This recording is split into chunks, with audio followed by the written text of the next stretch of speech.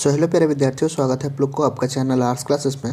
तो आज हम क्लास 12 का हिस्ट्री का जो है कुछ ऐसे सब्जेक्टिव क्वेश्चन हम इस वीडियो में कवर करेंगे जो कि आपके 2025 एग्जाम के लिए काफ़ी इंपॉर्टेंट होंगे। ठीक है, यानी कि आपके लिए महत्वपूर्ण साबित होगा एग्जाम के लिए। यानी आपको जो है सब्जेक्टिव क्वेश्चन में दिक्कत होता होगा, यानी रटना मुश्किल होता है सब्जेक्टिव क्वेश्चन। तो चलिए हम इस वीडियो में जो है पूरे अच्छे तरीके से एक्सप्लेन करके आपको समझाएंगे। सब्जेक्टिव क्वेश्चन को जो है आप जो है दिमाग में फिट करके आराम से जो है एग्जाम में लिख सकते हैं। ठीक है, चलिए फर्स्ट देखिए आपका क्वेश्चन हो जाएगा 2 अंक स्तरीय प्रश्न। कार्बन 14 विधि से आप क्या समझते थे? यानी कि ये भी क्वेश्चन पूछा जा सकता है कार्बन 14 पद्धति से आप क्या समझते हैं, या तो कार्बन 14 विधि से आप क्या समझते हैं, या हड़प्पा। नेक्स्ट क्वेश्चन आपका है हड़प्पा सभ्यता के पतन के मुख्य कारण क्या थे? यानी हड़प्पा सभ्यता आप लोग तो जानते ही होंगे, बखूबी जानते होंगे, क्लास 12 में पढ़ रहे हो तो हड़प्पा सभ्यता का जो पतन हुआ था, मिट गया था इतिहास उसका मुख्य कारण क्या था, उसके बारे में आपको बताना है। तीसरा आपका देखिए है बौद्ध संगीतियाँ क्यों बुलाई गई। चतुर्थ बौद्ध संगीति का क्या महत्व है, आप लोग को पता होगा। प्रथम बौद्ध संगीति, द्वितीय बौद्ध संगीति, तृतीय बौद्ध संगीति, चतुर्थ बौद्ध संगीति हुआ था, तो उसके महत्व के बारे में बताना। यही सब क्वेश्चन है आपके एग्जाम के रिलेटेड है, इंपॉर्टेंट क्वेश्चन है। यानी कि आपको एग्जाम में जो है 30 क्वेश्चन टोटल पूछेगा, उनमें से आपको 15 ही क्वेश्चन का आंसर यानी लिखना है वहाँ। तो ईजिली आराम से जो है चुन के आप जो है क्वेश्चन का आंसर दे सकेंगे। इनमें जो है आज हम 10 क्वेश्चन कवर करा रहे हैं, तो आपके एग्जाम में जो ज़रूर जो है 2 से 3 क्वेश्चन आपको एग्जाम में देखने को मिलेगा। चलिए इनका आंसर देखेंगे। फर्स्ट क्वेश्चन आपका क्या हो जाएगा, कार्बन 14 से आप क्या समझते हैं, यानी कार्बन 14 विधि से आप क्या समझते हैं। चलिए इनका आंसर देखेंगे, काफ़ी ईजी शब्दों में आपको हम समझा देंगे क्या है। ठीक है, चलिए फर्स्ट का जो है आंसर देखेंगे। तिथि निर्धारण की वैज्ञानिक विधि को कार्बन 14 विधि के नाम से जाना जाता है। यानी तिथि, यानी कि तिथि निर्धारण, ठीक है, डेट निर्धारण की वैज्ञानिक विधि को कार्बन 14 विधि के नाम से जाना जाता है। वस्तुतः किसी भी जीवित वस्तु में कार्बन 12 और कार्बन 14 समान मात्रा में पाया जाता है। किसी भी जीवित वस्तु में क्या बोला गया, कार्बन 12 और कार्बन 14 जो है समान मात्रा में, यानी कि इक्वल मात्रा में पाया जाता है। मृत्यु की अवस्था से C12 तो स्थिर रहता है, यानी कि मृत्यु, ठीक है, मृत्यु की अवस्था में C12 जो है स्थिर रहता है। कार्बन 12, C समझ रहे हैं ना, कार्बन होता है C, मतलब C12 जो है स्थिर रहता है, किंतु जो है कार्बन यानी C14 का निरंतर क्षय होने लगता है, निरंतर जो है क्षय होने लगता है, भस्म होने लगता है। ठीक है, कार्बन का यहाँ पे समझिएगा, कार्बन का अर्थ आयु जो है काल क्या हो जाएगा, 5568 प्लस 90 वर्ष होता है। ठीक है, अर्थात इतने वर्षों में उस पदार्थ में C14 यानी कार्बन 14 की मात्रा आधी रह जाती है। ठीक है, यहाँ क्या बोला जा रहा है, आधी रह जाती। इस प्रकार वस्तु के काल की गणना की जाती है। जिस पदार्थ में कार्बन 14 की मात्रा जितनी कम होगी वह उतनी ही पुरानी मानी जाएगी, क्योंकि मृत्यु की अवस्था में जो है कार्बन की मात्रा जो है स्थिर रहता है, किंतु जो है कार्बन जो है मिटने लगता है, कार्बन 14 जो है वो मिटने लगता है। यहाँ पे वही सेम बोला जा रहा है, जिन पदार्थ में कार्बन 14 जो है उसकी मात्रा जितनी कम होगी वह उतनी ही पुरानी मानी जाएगी, क्योंकि ये इसका जो है मात्रा जो है क्षय होने लगता है, इसलिए जो है उतना ही पुरानी मानी जाएगी। ठीक है, इसी के आधार पर प्राचीन सभ्यताओं की तिथि निर्धारण किया गया था, यानी उस समय जो है इसका तिथि के बारे में जो है निर्धारण किया गया था। ठीक है, आप लोग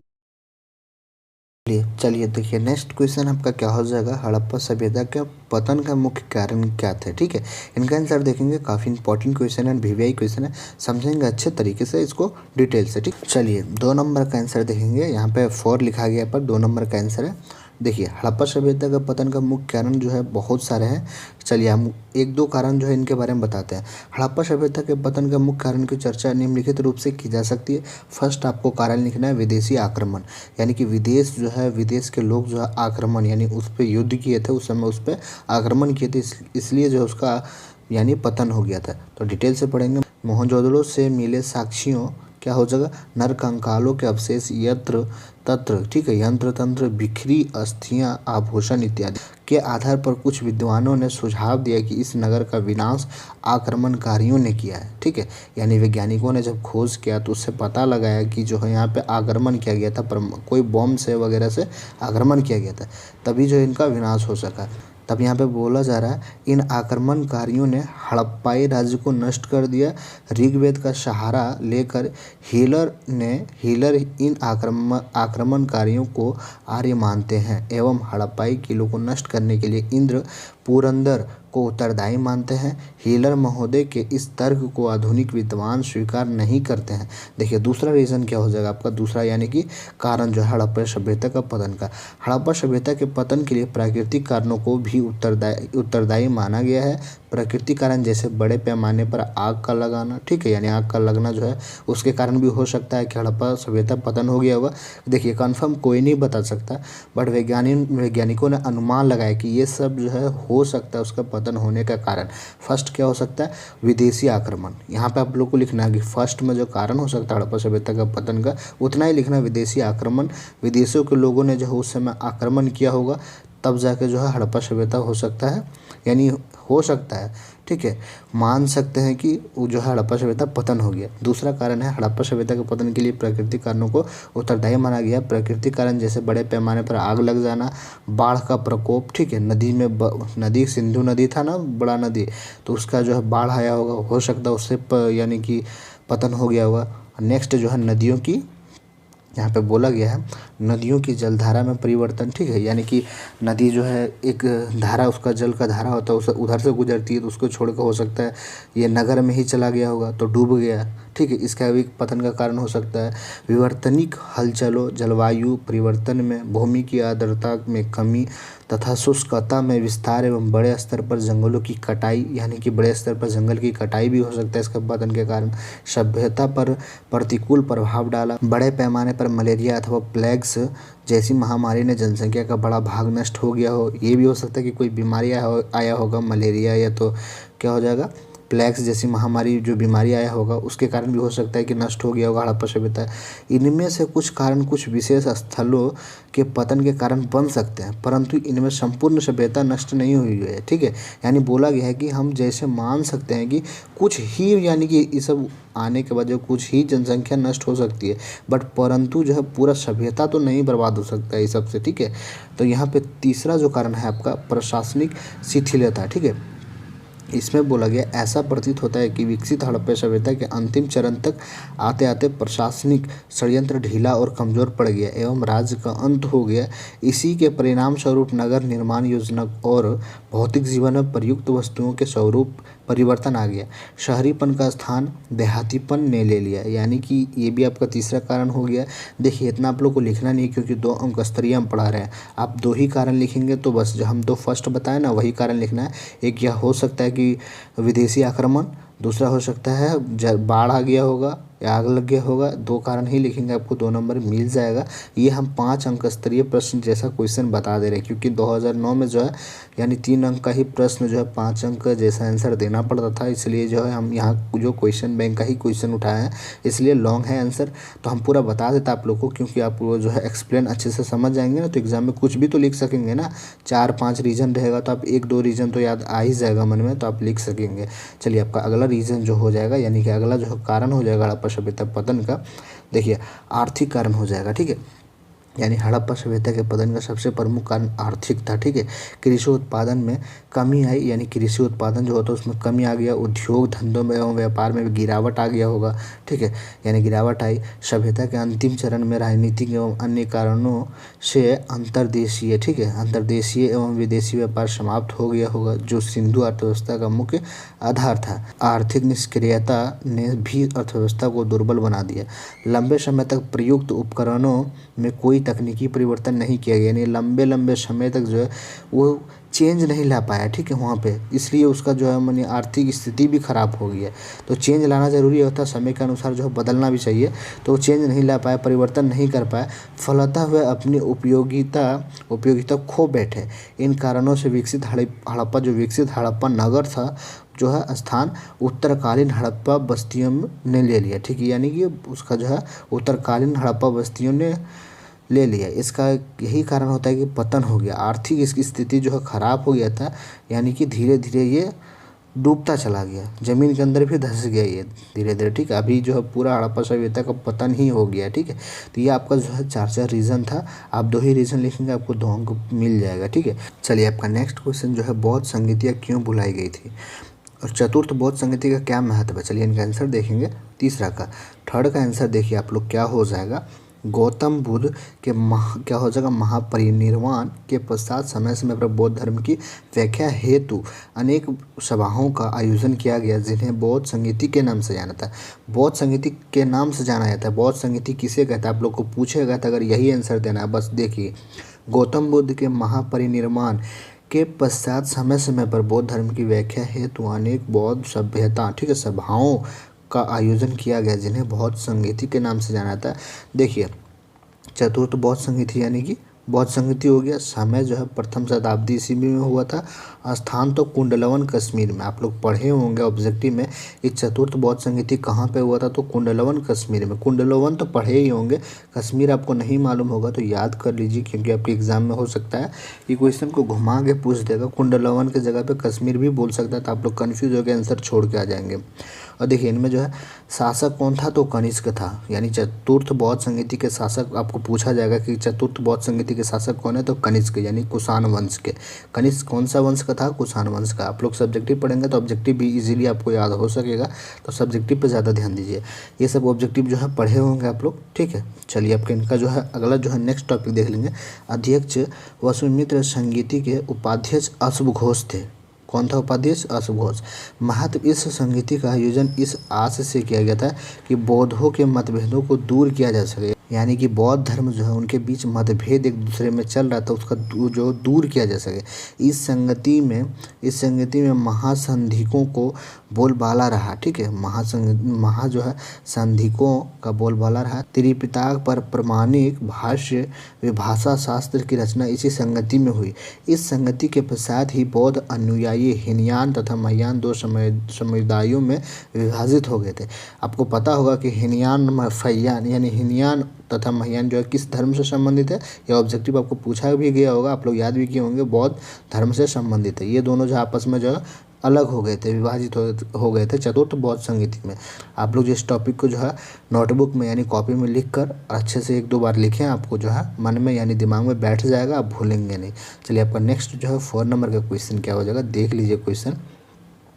देखिए, 4 नंबर क्वेश्चन है, मुगल कालीन केंद्रीय शासन की मुख्य विशेषता का वर्णन करें। चलिए, इनका आंसर देखेंगे, मुगल कालीन के बारे में बताना है। देखिए, 4 नंबर का आंसर हो जाएगा, मुगल कालीन केंद्रीय प्रशासन की मुख्य विशेषता निम्नलिखित प्रकार की थी, ठीक है। फर्स्ट आपको लिखना है वकील। इसे वजीर भी कहा जाता था, यानी कि मुगल कालीन में जो है मुगल बादशाह के समय में वकील को क्या कहा जाता था, वजीर कहा जाता था। आप लोग को ऑब्जेक्टिव भी बन सकता है, तो याद रखेंगे। यह केंद्रीय सरकार के समस्त विभागों का अध्यक्ष था। अकबर ने बैरम खां के पश्चात जो है इस पद का अंत कर दिया था, यानी कि जो है अकबर का वकील कौन था, यानी वजीर कौन था, तो बैरम खां। आपको ऑब्जेक्टिव भी पूछा जाएगा कि अकबर का जो है वजीर कौन था, तो बैरम खां। देखिए, वकील यानी वजीर मतलब वकील, उस समय में वजीर कहा जाता था। दूसरा आपको दीवान या वित्त मंत्री। दीवान मतलब होता है क्या, वित्त मंत्री। आर्थिक विषयों में यह बादशाह का प्रतिनिधि था, यानी आर्थिक जो विषय होता है उसमें यह बादशाह का जो है प्रतिनिधि था। तीसरा आपका जो हो जाएगा मीर बख्शी। उस समय में मीर बख्शी किसको बोला जाता था, यह सेना संबंधी सभी कार्य देखता था, यानी सेना का जो है रिलेटेड, सेना जो उसका था उससे रिलेटेड जितना भी काम काज है वो देखता था। यह सेना क्या हो जाएगा, मनसबदार एवं घोड़े के संबंधी व्यवस्था देखता था, यानी सेना से रिलेटेड जितना भी इसका काम काज था वही देखता था, ठीक है। इसको बोलेंगे मीर बख्शी। चौथा आपका हो जाएगा प्रधान काजी। ये जो है मुगल जो साम्राज्य में इसे नाम से बोला जाता था प्रधान काजी। किसको बोला जाता था, तो यह प्रातः जिला एवं नगर के काजियों को नियुक्त करता था, ठीक है। फौजदारी मुकदमों को देखता था, यानी कि फौजदारी जो मुकदमा उसको देखता था। पांचवा आपका हो जाएगा प्रांतीय शासन, यानी मुगल काल में जो है प्रांतीय शासन का अर्थ क्या होता था, सूबेदार प्रांत अथवा सूबे का प्रमुख होता था। दीवान सूबे में वित्त व्यवस्था देखता था। कोतवाल में जो है आंतरिक सुरक्षा देखता था। ये आपका हो गया पांचवा। छठा आपका देखिए जिला शासन, ठीक है। जिला शासन उस समय बोला जाता था। प्रत्येक प्रांत जिले में विभक्त था। फौजदार जिले का प्रमुख अधिकारी था। यही हो जाएगा आपको 6 देखिए जो है 6 नाम है जो कि आपको एक ऑब्जेक्टिव में भी पूछा जाता है, तो ये सब जो है आप लोग याद कर लीजिए एंड जो है कॉपी में लिख कर ज़रूर 1-2 बार रिविज़न जरूर कर लेंगे, ठीक है। आपके एग्जाम में जो है काफ़ी काम आने वाला है। चलिए, आपका नेक्स्ट जो है 5 नंबर क्वेश्चन देखेंगे। अल बरूनी पर एक जो है संक्षिप्त टिप्पणी लिखें। तो 2 नंबर का है, आप जो है ज़्यादा नहीं लिखेंगे, हम तो आपको 5-6 बताएं, आप 3 भी लिखेंगे तो आपको जो है 2 नंबर मिल जाएगा। ठीक है, यहाँ पे हम 3 नंबर का जो है बता रहे हैं, इसलिए जो है अभी तो 3 नंबर पूछता नहीं है, उस समय पूछा करता था हम। चलिए आपका 5 नंबर का आंसर है, अल बरूनी का जन्म आधुनिक उज़्बेकिस्तान, ठीक, उज़्बेकिस्तान एक जगह का नाम था, वहाँ ख्वारिज़्म के पास बेरू नामक स्थान पर 4 दिसंबर 973 ईस्वी को हुआ था। ख्वारिज़्म शिक्षा का एक प्रमुख केंद्र था। अल बरूनी ने अच्छी शिक्षा प्राप्त की, यानी कि अच्छा नॉलेज प्राप्त किया, और एक विद्वान के रूप में प्रसिद्ध प्राप्त की। ठीक है, यानी एक विद्वान के रूप में जाना गया। उसके बाद वह कई भाषाओं का ज्ञाता था, यानी कि वो बहुत भाषा जानते थे, जिनमें सीरियाई, ठीक है, क्या हो जाएगा, सीरियाई, फारसी, हिब्रू तथा संस्कृत आदि भी थी। यानी बहुत सारे भाषा जानते थे, उसमें से सीरियाई, फारसी, हिब्रू, संस्कृत ये सब भी भाषा जानते थे। महमूद गजनी के भारत पर आक्रमण के समय ही अल बरूनी भारत आया था। कब आया था? जब महमूद गजनी जो भारत पर आक्रमण कर रहे थे उसी समय अल बरूनी भारत आया था। अल बरूनी ने भारत पर अरबी भाषा में लगभग 20 पुस्तकें लिखी, लेकिन इन सब में किताबुल हिंद अथवा तहकीके हिंदी, ठीक है, तहकीके हिंदी एक बेजोड़ ग्रंथ है, यानी कि बहुत महत्व वाला ग्रंथ है। 70 वर्ष की आयु में सितंबर माह 1044, ठीक है, ईस्वी में लगभग उनकी मृत्यु हो गई थी। इतना ही आपको अल बरूनी के बारे में टिप्पणी लिखना है। आप लोग नोटबुक यानी कॉपी में लिखकर ज़रूर याद कर लेंगे, आपको ये ऑब्जेक्टिव में भी काम आने वाला है। अगर घुमा फिरा का ऑब्जेक्टिव पूछेगा तो यहीं से पूछेगा, तो आप लोग जो है ज़रूर याद कर लेंगे। चलिए नेक्स्ट आपका देखेंगे 6 नंबर क्वेश्चन। 6 नंबर क्वेश्चन भी आपका जो है काफ़ी इंपॉर्टेंट क्वेश्चन है, ठीक है, वीवाई क्वेश्चन है। चिश्ती संप्रदाय के 3 प्रमुख संतों को संक्षिप्त परिचय दें, यानी कि चिश्ती संप्रदाय के जो 3 प्रमुख संत थे उनके बारे में बताना है। चलिए इनका आंसर देखेंगे 6 नंबर का आपका क्या हो जाएगा, देख लीजिए क्वेश्चन, ठीक है, काफ़ी लॉन्ग आंसर है, बट आपको इतना देना नहीं है, 2 भी देंगे आपको, वहाँ ज़्यादा पूछेगा नहीं, 3 नहीं पूछेगा, 1 भी पूछ सकता है। देखिए, भारतवर्ष में चिश्ती संप्रदाय का प्रवर्तक ख्वाजा मोइनुद्दीन चिश्ती को माना जाता है। ये तो आप लोग बखूबी जानते होंगे कि भारतवर्ष में जो है चिश्ती संप्रदाय का जो है प्रवर्तक ख्वाजा मोइनुद्दीन चिश्ती को माना जाता है, जो कि अजमेर में स्थित है। वे 1192 ईस्वी में भारत आए थे। कब? 1192 ईस्वी में। चिश्ती संप्रदाय के 3 प्रमुख संत का परिचय। फर्स्ट आपका हो जाएगा एक शेख कुतुबुद्दीन बख्तियार काफ़ी, ठीक है, आप पढ़े भी होंगे ऑब्जेक्टिव। यह मोइनुद्दीन चिश्ती के प्रमुख शिष्य थे। किसके शिष्य थे? तो मोइनुद्दीन चिश्ती, ठीक है। ये जो है इल्तुतमिश के समय भारत आए। इनका जन्म 1235 ईस्वी में फरगना के गौर नामक स्थान पर हुआ था। बख्तियार भाग्य बंधु नाम मोइनुद्दीन का दिया हुआ था, ठीक है, यही इनका हो जाएगा। दूसरा आपका देखिए फरीदुद्दीन गजेसकर, इनके जो दूसरा संत है, इनका जन्म मुल्तान ज़िले के कठवाल शहर में 1175 ईस्वी में हुआ था। ये बाबा फरीद के नाम से प्रसिद्ध थे। बाबा फरीद के नाम से भी पूछेगा आपको ऑब्जेक्टिव, बाबा फरीद के नाम से कौन प्रसिद्ध है? तो फरीदुद्दीन गजेसकर, आपको ऑब्जेक्टिव भी पूछ सकता है। 3 पत्नियों में से एक प्रथम पत्नी बलबन की पुत्री, जिनका नाम हुजैरा था। इनका 3 पत्नी था, उनका जो है प्रथम यानी कि पत्नी बलबन की पुत्री का नाम हुजैरा था। ये इसके बारे में आपको बताना है। चलिए आपका नेक्स्ट जो हो जाएगा तीसरा संत शेख निज़ामुद्दीन औलिया, ठीक है, यानी तीसरा संत कौन है? शेख निज़ामुद्दीन औलिया, जो कि दिल्ली में स्थित है। इनका वास्तविक नाम मोहम्मद बिन अहमद बिन दनियल अल बुखारी था। इनका जन्म बदायूं में 1236 ईस्वी में हुआ था। इन्होंने अपने जीवन काल में दिल्ली के 7 सुल्ताने का राज देखा था, ठीक है। इनकी मृत्यु 1325 ईस्वी में हुई थी। यह आपको जो है 3 संत के नाम याद रखने हैं, और मेन इसका जो संस्थापक जो प्रमुख संत का जो है शेख मोइनुद्दीन चिश्ती थे, ठीक है, शेख नहीं, यहाँ हो जाएगा। चिश्ती संप्रदाय के प्रवर्तक कौन थे? तो ख्वाजा मोइनुद्दीन चिश्ती, ठीक है, ख्वाजा मोइनुद्दीन चिश्ती, जो कि अजमेर में स्थित है, अभी भी फेमस है, ठीक है, अभी भी आप लोग वहाँ पे दरगाह है इनका, ख्वाजा मोइनुद्दीन चिश्ती का। तो इनका आंसर आप लोग को जो है 3 लगा देना है। चलिए आपका नेक्स्ट जो है 7 नंबर की क्वेश्चन की ओर बढ़ेंगे। 7 नंबर क्वेश्चन देख लीजिए आप लोग, रैयतवाड़ी भू राजस्व बंदोबस्ती व्यवस्था को विशेषताओं पर प्रकाश डालें। चलिए इनका आंसर प्रकाश डालेंगे। 7 नंबर का आंसर क्या हो जाएगा? रैयतवाड़ी बंदोबस्त व्यवस्था की विशेषता इस प्रकार है। यह व्यवस्था बॉम्बे, असम तथा मद्रास के अन्य प्रांतों में लागू की गई थी। इसके अंतर्गत औपनिवेशिक क्या हो जाएगा? औपनिवेशिक भारत की भूमि का 51% भाग था। भू राजस्व की यह व्यवस्था मद्रास प्रेसिडेंसी और बम्बई के कुछ भागों में लागू किया गया था। यह व्यवस्था सीधे किसानों के साथ की गई थी। ये जो व्यवस्था हुआ था रैयतवाड़ी बंदोबस्त व्यवस्था, ये किसके साथ हुआ था? तो किसानों के साथ की गई थी। आपको जो है ये कॉपी में लिख कर जो है 1-2 बार रिपीट करना होगा, तो आपको जो है दिमाग में बैठ जाएगा। ये आप लिख लीजिए, ठीक है। चलिए आपका नेक्स्ट जो है 8 नंबर क्वेश्चन देखेंगे। 8 नंबर क्वेश्चन देख लीजिए, मेरे तरफ से काफ़ी इंपॉर्टेंट, काफ़ी वीवीआई क्वेश्चन। समझ लीजिए कि इससे वीवीआई क्वेश्चन कोई हो ही नहीं सकता। हर विद्यार्थी को ये क्वेश्चन आपको जानकारी रखना ही है। 8 नंबर का हो सकता है आपके एग्जाम में गारंटी है पूछते हैं। 1857 के क्रांति का तत्कालीन कारण क्या था? यानी 1857 के विद्रोह जो हुआ था उनका तत्कालीन कारण क्या था? तो इसको जो है ऑब्जेक्टिव में पूछता है तो वो चर्बी वाला कारतूस हो जाएगा, ठीक है। चलिए हम इनके बारे में डिटेल से जानेंगे, क्योंकि यह है सब्जेक्टिव क्वेश्चन तो हमको एग्जाम में लिखना पड़ेगा, ना कि वो मार्कशीट पर रखना पड़ेगा। तो इसके बारे में जाना ज़रूरी है। चलिए 8 नंबर का आंसर देखेंगे। 1857 में मेरठ छावनी में सैनिकों को प्रयोग करने के लिए नए कारतूस दिए गए थे, जिन्हें, अगला टॉपिक की ओर बढ़ेंगे, जिन्हें जो है प्रयोग करने से पहले दांतों से खींचना पड़ता था। यानी कि एक कारतूस यानी बम होता है, ठीक है। कारतूस बम लड़ाई करने के लिए जो मेरठ में दिया गया था सैनिकों को, तो उसको जो है बम फोड़ने के लिए दांत से खींच कर ही फेंकते थे। अफवाह फैल गई थी, यानी अफवाह थी कि इन पर गाय व सूअर की चर्बी लगी हुई है। तो अपना धर्म भ्रष्ट होने के भय से हिंदू एवं मुसलमान सैनिकों ने इनका प्रयोग करने से इनकार कर दिया था एवं विद्रोह पर उतारू हो गए थे। आप लोग समझ गए होंगे इसी तरीके से कि हुआ क्या था। 1857 के विद्रोह के समय जो है अफवाह क्या फैला था, जो मुख्य उनका कारण था, तो वो चर्बी वाला कारतूस था। यानी कि उसमें अफवाह फैल गया था कि मेरठ के जो सैनिक थे, उसमें सैनिक में तो हिंदू मुसलमान दोनों था, तो जो है अफवाह फैला दिया कि जो दांत से खींचता है उस बम में जो है वहाँ पे गाय और सूअर की चर्बी मिला दिया गया।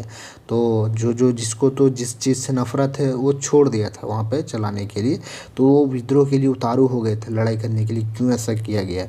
धर्म भ्रष्ट होने के लिए वो लड़ गए थे एक दूसरे से, तो ही विद्रोह हो गया। आप लोग अच्छे से समझ गए होंगे और नोटबुक में लिख कर ज़रूर याद कर लेंगे। देख लीजिए यहाँ पे एक स्क्रीनशॉट मार लीजिए। 1857 में मेरठ छावनी में सैनिकों को प्रयोग करने के लिए नए कारतूस दिए गए थे। स्क्रीनशॉट मार लीजिए, यहाँ पे भी आप लोग मार लीजिए। प्रयोग करने से पहले दांतों से खींचना पड़ता था। अफवाह थी कि इन पर गाय व सूअर की चर्बी लगी हुई है। अपना धर्म भ्रष्ट होने के भय से हिंदू एवं मुसलमान सैनिकों ने इनका प्रयोग करने से इनकार कर दिए थे। यह विद्रोह पर उतारू हो गए थे। यही इनके इतना ही आंसर देंगे, आपको 2 नंबर मिल जाएगा। चलिए 9 नंबर का देखिए क्वेश्चन क्या है। गांधी जी 1917 में चंपारण क्यों गए, वहाँ उन्होंने क्या किया? तो यानी कि जो है क्वेश्चन आपको पूछा गया 9 नंबर का, गांधी जी 1917 में चंपारण क्यों गए थे, वहाँ उन्होंने क्या किया था? तो यह एक राजकुमार शुक्ल नाम के जो है चंपारण के एक व्यक्ति थे, वो यानी कि मानिंदा व्यक्ति थे। वो जो है 1916 में गांधी जी से जाके मुलाकात किए थे एक आंदोलन में। वहाँ पे उससे बात किया कि चलिए चंपारण में भी जो काफ़ी जो अंग्रेज़ों ने नाक में दम करके रखा हुआ है, चलिए वहाँ पे भी एक बार आके देख लीजिए। तो चलिए इनके बारे में चर्चा करेंगे कि गांधी जी 1917 में चंपारण क्यों गए थे, उनके बारे में आपको बताएंगे डिटेल से। चलिए 9 नंबर का आंसर देख लेंगे। चंपारण का मामला जो है गांधी के सामने आया 19वीं सदी में, ठीक है, यानी कि 1917 ईस्वी में। 19वीं सदी हो गया ये के सदी में प्रारंभ में गोरे बागान मालिकों ने किसानों के एक अनुबंध किया, जिसके अनुसार किसानों को अपनी ज़मीन के 3/20 यानी कि समझ लीजिए आप लोग 20 कट्ठा, 1 बीघा होता है ना, उसमें से एक जो है 1 कोना हिस्सा में जो है नील की खेती करना पड़ता था। यानी कि समझ लीजिए 1 बीघा है, उसमें से 3 कट्ठा, यानी एक बीघा में कितना होता है 20 कट्ठा होता है, उसमें से 3 कट्ठा आपको जो है कंपलसरी नील की खेती करना पड़ेगा। अंग्रेज़ों ने जो है किसान पर ये नियम लगा दिया था। इन्हें जो है 3 कठिया पद्धति भी कहा जाता था, यानी इन्हें जो है 3 कठिया नियम भी कहा जाता था। किसान इन जो है अनुबंधिया से मुक्त होना चाहते थे, यानी कि किसान जो इसमें बंध चुके थे वो जो है मुक्त आज़ाद होना चाहते थे। तो वही जो है 1917 में चंपारण के राजकुमार शुक्ल ने अनुरोध पर जो है, यानी राजकुमार शुक्ल के अनुरोध पर गांधी चंपारण पहुंच गए और गांधी जी के प्रयासों से सरकार ने चंपारण के किसानों की जांच हेतु आयोग नियुक्त किया गया। अंत में गांधी जी की विजय हुई, यानी चंपारण आंदोलन चलाया गया था, ठीक है। गांधी जी ने वहाँ पे आंदोलन जो है जीत लिया था। अंग्रेज़ों ने लास्ट में जो है वो नियम को हटाना पड़ा उसको, क्योंकि ये बहुत ख़राब नियम था। नील की खेती जो है काफ़ी डेंजर खेती थी। अगर वहाँ पे अगर कंटिन्यू अगर नील की खेती हुआ तो वो जो 3 कट्ठा जो ज़मीन था वो बंजर हो जाता था, ना कि कोई भी चीज़ उस पे उपजा नहीं सकते थे 1 साल के अलावा। तो यही किसानों ने काफ़ी परेशान हो गया था, तो इसलिए जो है ये जो है राजकुमार शुक्ल गांधी जी को बुलाए थे आंदोलन में। तो आप लोग समझ गए होंगे 3 कट्ठिया नियम क्या था। तो 20 कट्ठा यानी 1 बीघा में 3 कट्ठा जो आपको नील की खेती करना पड़ता था किसानों को। और किसे कौन करवाता था, तो अंग्रेज़ों ने ज़बरदस्ती करवाता था नियम लगा के। तो ये आप लोग जो है कॉपी में ज़रूर लिख लेंगे। इजी क्वेश्चन आप एग्जाम में पूछेगा तो दे सकेंगे इनका आंसर। चलिए आपका 10 नंबर क्वेश्चन देखेंगे। लास्ट क्वेश्चन है, काफ़ी इंपॉर्टेंट क्वेश्चन ये भी है। संघ सूची, राज्य सूची तथा समवर्ती सूची पर संक्षिप्त वर्णन करें, यानी टिप्पणी लिखें। तो चलिए इनका लास्ट क्वेश्चन के आंसर देखेंगे। काफ़ी इंपॉर्टेंट क्वेश्चन है 10 नंबर का। देखिए आप लोग समझिएगा, काफ़ी लॉन्ग है ये, इसको थोड़ा समझना जो है मुश्किल है, पर आप अच्छे से समझिए और जो है बुक में यानी नोटबुक में लिखते चलेंगे, ठीक है। देखिए, संघ सूची में वे विषय रखे हैं जो राष्ट्रीय महत्व के हैं तथा जिनके बारे में देश भर में एक समान नीति होना आवश्यक है, जैसे प्रतिरक्षा, विदेश नीति, डाक तार व जो है टेलीफोन, रेल, मुद्रा, बीमा व विदेशी व्यापार इत्यादि। ठीक है, बहुत सारे हैं। इस सूची में वर्तमान में कुल 101 विषय हैं, यानी कि संघ सूची में जो है कुल कितने विषय हैं, तो 101 है। राज्य सूची में प्रादेशिक महत्व के विषय में सम्मिलित किए गए थे, जिन पर कानून बनाने का अधिकार राज्य सरकार को दिया गया। राज्य सूची के प्रमुख विषय हैं कृषि, पुलिस, जेल, चिकित्सा, स्वास्थ्य, सिंचाई व मालगुजारी इत्यादि। इन विषयों की संख्या जो है 66 थी। यानी आप लोग समझ पा रहे होंगे संघ सूची में क्या क्या रखा गया है। तो देख लीजिए, प्रतिरक्षा, विदेशी नीति, डाक तथा टेलीफोन, रेल, ये सब जो है संघ सूची में। और यहाँ राज्य सूची में देख लीजिए टोटल संख्या कितनी है, 66। इसमें कृषि, पुलिस, जेल, चिकित्सा, स्वास्थ्य, सिंचाई, ये सब रखा गया। आप अब अगला देख लीजिए समवर्ती सूची। ठीक है, समवर्ती सूची में यहाँ क्या बोला जा रहा है, समवर्ती सूची में वर्तमान में 52 विषय हैं। इस सूची के विषयों पर केंद्र तथा राज्यों दोनों कानून बना सकते हैं, परंतु किसी विषय पर यदि संसद और राज्य के विधानमंडल द्वारा बनाए गए कानूनों में विरोध होता है तो संसद द्वारा बनाए गए कानून ही मान्य होंगे। इस सूची के प्रमुख विषय हैं कौन कौन से विषय हैं, बिजली। देखिए समवर्ती सूची में क्या क्या आता है, बिजली आता है, विवाह आता है, कानून आता है, मूल्य नियंत्रण, ठीक है, क्या हो जाएगा, नियंत्रण, समाचार पत्र, छापे खाने, दीवानी, ठीक है, दीवानी, कानून, हिंसा, वन, जनसंख्या नियंत्रण और परिवार और नियोजन आदि। ठीक है, ये सब किस सूची में आता है, तो समवर्ती सूची में। आपको याद रखना होगा कि समवर्ती सूची में कौन कौन से आते हैं। ठीक है, यानी टोटल 52 विषय हैं, कौन कौन से आते हैं, यानी बहुत सारे आते हैं, 52 आते हैं। यहाँ पे कुछ ही लिखा हुआ है, आप अगर 2-3 भी लिखेंगे तो आपको जो है 2 नंबर मिल जाएगा। ठीक है, इतना लॉन्ग नहीं लिखना है, बस 2-3 ही लिखना है, काफ़ी। यहाँ पे या तो बिजली, विवाह, कानून इतना लिख देंगे और इत्यादि कर देंगे तो आपको नंबर मिल सकता है। तो आप जो है इतना जो है संघ सूची, राज्य सूची और समवर्ती सूची। आपको क्वेश्चन क्या पूछा था, क्वेश्चन एक बार देख लीजिए 10 नंबर का। 10 नंबर का क्वेश्चन में क्या पूछा था, संघ सूची, राज्य सूची तथा समवर्ती सूची का वर्णन करें। तो आप देख लीजिए, यहाँ पे सब जान गए होंगे, जानकारी आपको मालूम पड़ गया होगा 10 नंबर में। देखिए संघ सूची में कुल कितने हैं, तो 101 विषय हैं। आपको याद रखना तो नहीं है 101 विषय, क्योंकि उतना याद रखना पॉसिबल नहीं है। तो आप बस 2-3 याद रखेंगे। 2-3 में से पहला कौन रखेंगे, विदेश नीति रखेंगे, डाक तार रखेंगे, वो टेलीफोन रखेंगे, रेल रखेंगे, मुद्रा, इतना ही रखेंगे। इतना में आपको आदि लिख देना, मिल जाएगा आपको 2 नंबर। नेक्स्ट देखिए, आपका राज्य सूची में कितना संख्या है विषय की, तो 66 है। 66 तो रखना, याद रखना पॉसिबल नहीं है, तो कृषि रखेंगे, पुलिस रखेंगे, जेल, चिकित्सा, इतना ही रखेंगे, इत्यादि कर देंगे। समवर्ती सूची में कुल कितने विषय हैं, 52 विषय है। 52 याद रखना पॉसिबल नहीं है, तो आपको जो है 2-3 रखना है। विवाह, कानून रखना है, मूल्य नियंत्रण, समाचार पत्र, यही सब आपको याद रखना है। आप जो है कॉपी में ज़रूर लिख लें स्क्रीनशॉट मार के, क्योंकि आपके एग्जाम के लिए काफ़ी महत्वपूर्ण साबित होने वाला। आप जो है 40 से 50 शब्दों में आंसर देंगे, आपको जो है 2 नंबर मिल जाएगा। अगर आप लोग को जो है 5 नंबरिया क्वेश्चन का आंसर आप लोग को चाहिए, यानी 5 अंक वाला जो है थोड़ा लॉन्ग होता है, उसको समझ पाना मुश्किल होता है, उसको लिख पाना भी मुश्किल होता है। तो किसी विद्यार्थी को अगर 5 अंक का स्तरीय प्रश्न का आंसर चाहिए आप लोग को, तो आप लोग जो है वीडियो के नीचे जो है ज़रूर एक कमेंट करके ज़रूर बताइएगा। तो हम कोशिश करेंगे कि 5 अंक स्तरीय प्रश्न भी आपको जो है क्लियर करा दें। ठीक है, आशा करता हूँ कि आप लोग को जो है 2 अंक स्तरीय प्रश्न जो है, ये 10 क्वेश्चन में से एक भी क्वेश्चन आपको एग्जाम में नहीं छूटेगा। अगर एक भी क्वेश्चन में आपको डाउट है, अगर समझ नहीं आया, तो प्लीज़ आपसे रिक्वेस्ट है कि एक बार ज़रूर कमेंट बॉक्स में आप कमेंट कर दीजिए कि सर जो है मुझे समझ नहीं आया। तो हम कोशिश करेंगे कि उस विद्यार्थी के लिए फिर से हम जो वही क्वेश्चन को दोबारा जो है समझाने की कोशिश करेंगे अच्छे से। ठीक है, तो प्लीज़ जो है आप कमेंट करके ज़रूर बताइएगा। ठीक है, और इसी तरह का जो आपको सब्जेक्टिव क्वेश्चन जो है आपको जो है सब्जेक्टिव क्वेश्चन चाहिए तो आप लोग जो है चैनल को जरूर सब्सक्राइब कर लेंगे। आर्ट्स क्लासेस चैनल का नाम है। इसमें जो आर्ट्स में जो history, political science, sociology, geography, इनका जो है सब्जेक्टिव क्वेश्चन, ऑब्जेक्टिव क्वेश्चन का वीडियो लगातार आती रहती है। तो आप लोग जो बेस्ट तैयारी के लिए जो है यानी 2025 की बेस्ट तैयारी के लिए आप लोग जो है चैनल को जरूर सब्सक्राइब कर लेंगे और वीडियो को जो है अपने दोस्तों के पास ज़रूर शेयर कर देंगे ताकि उनको भी कुछ हेल्प हो सके, वो भी सब्जेक्टिव क्वेश्चन को याद कर सके। ठीक है, तो मिलता है अगले वीडियो में, तब तक के लिए जय हिंद, जय भारत।